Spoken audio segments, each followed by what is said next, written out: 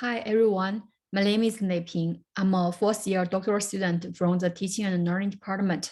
My topic today is Chinese teachers' perspectives of nonsense teaching, a case study in Hubei province. My presentation includes introduction to literature review, methods, findings, conclusions, and discussions. Firstly, the introduction and the literature review. Background of nonsense teaching. Nonsense teaching began from the educational reformation aimed at achieving quality education. The quality education have two levels. From the state level, it tries to cultivate the citizens with national and international competitiveness and address the three main issues: wealth gap, political stability, and knowledge economy. At the individual level, it tries to cultivate the whole person through education. One of the essential part of the education reformation is about the curriculum labeled as the new curriculum reformation, which began in 2001, aims at changing the instruction model from teacher-centered teaching to learner-centered teaching. The definition of learner-centeredness is directly borrowed from Western pedagogical philosophy to place learner rather than teacher, content, or system at the heart of teaching or learning process. The practice of nonsense teaching. It seems the reformation goes not so well in China, especially in less developed areas where teaching and learning styles still unchanged.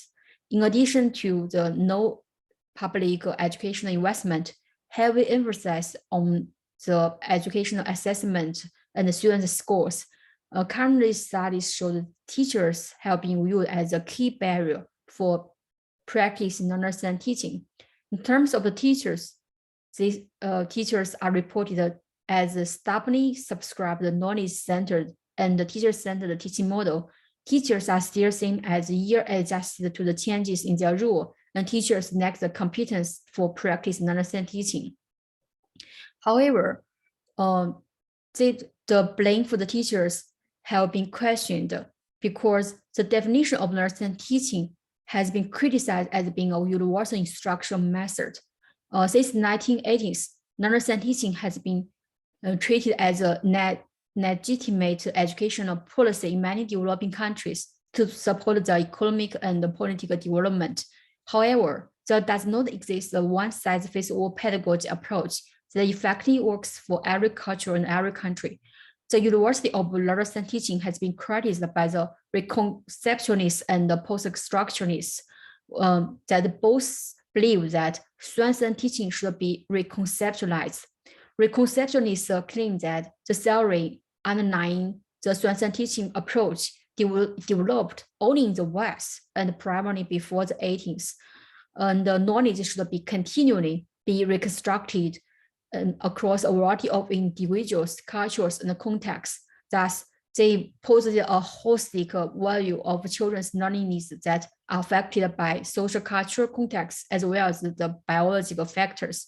The post-structuralists believe that education is different with the change of time and space. Thus, the nonsense teaching education should not be limited to Western theories of child development, but should continually be reassessed and reconstructed. Based on these theory perspectives, this study tried to explore Chinese teachers, their perspectives of nonsense teaching under the Chinese indigenous education system, especially Chinese teachers' life and experience about the nonsense teaching, and the school context shapes their teaching experience. The research gap currently is that there lack studies about the teachers' perspectives of nonsense teaching under their specific cultural context. Thus, the purpose of this study is to plot Chinese teachers' perspectives of nonsense teaching and tries to answer the question, how do Chinese teachers perceive nonsense teaching? Method. This is a qualitative case study. The data has been collected through interviews. The participant teachers are Chinese in-service teachers and have been recruited through the researchers' social networks. The sampling adopts the purpose for sampling from 7 participants to 4 participants. There are in total 2 interviews for each participant, 1 60-minute interview for the structured questions and 1 50-minute interview for the confirming information. The analysis is by the semantic analysis, which is a method for identifying, analyzing, and reporting themes with data. I analyze the data in 6 steps: familiarize myself with the data, generating the initial codes, searching for themes, reviewing themes, defining and naming themes, and producing the report.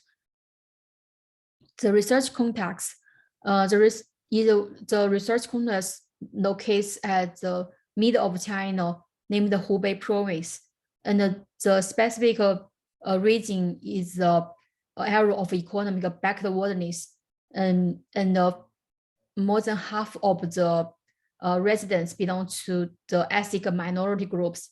They are Tujia and Mao ethnic minority groups, and they already implemented the new curricular reform, started the education reformation.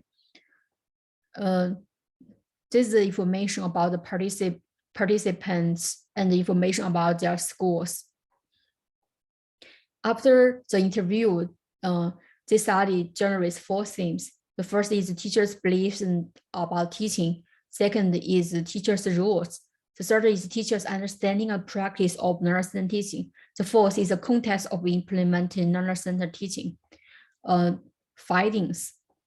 There are 4 findings. Firstly, there are many 3 instructors' rules: teacher, family member, and friend, which are clearly separated in and out of the class.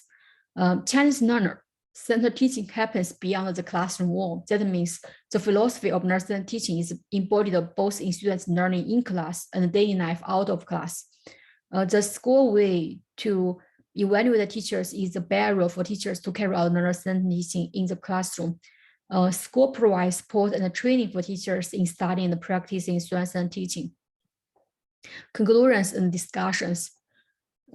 It firstly defines that learner-centered teaching in China across the boundary of the classroom wall and across the boundary of school and family. For teaching is more than instruction in the classroom, and the teachers are more than the instructors in the classroom. Besides, in class, so teachers understand and practice basic philosophy about learner-centered teaching. All of the participants think of themselves as guider rather than leader. However, teachers' authority is still very important to keep the teaching effects in the classroom. Certainly, the school attaches importance for teachers' training about the teacher's ability to employ modern teaching methods like learner-centered teaching, but the schools overemphasize on the student schools offset its efforts to promote the learner-centered teaching. Discussions. Learner-centered teaching in China helps more than in classroom. All participant teachers treat the learners more than students, and their students see the instructors more than teachers. Traditional teaching methods is not necessarily inferior to learner-centered teaching in terms of improving students' achievement in the test scores. For this study, there are at least 2 limitations. Firstly is the representativeness of sample. The studied region cannot stand for the whole China. Secondly, the author may fail to provide background information clearly that are taken granted in China, such as the importance of schools for Chinese students. This is my today's presentation. Thank you.